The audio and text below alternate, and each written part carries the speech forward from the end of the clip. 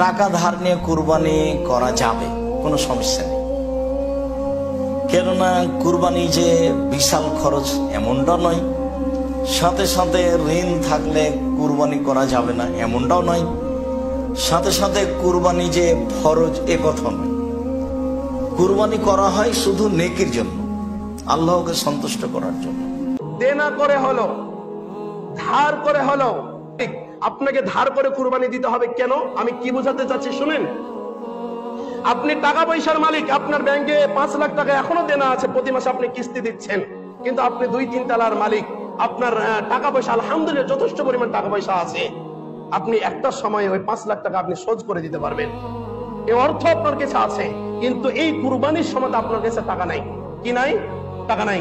আপনার নিজের ভাইয়ের কাছ থেকে হলেও, আপনার প্রতিবেশীর কাছ থেকে হলেও, যার কাছ থেকে হলো ধার করে হলো আপনাকে কুরবানি দিতে হবে।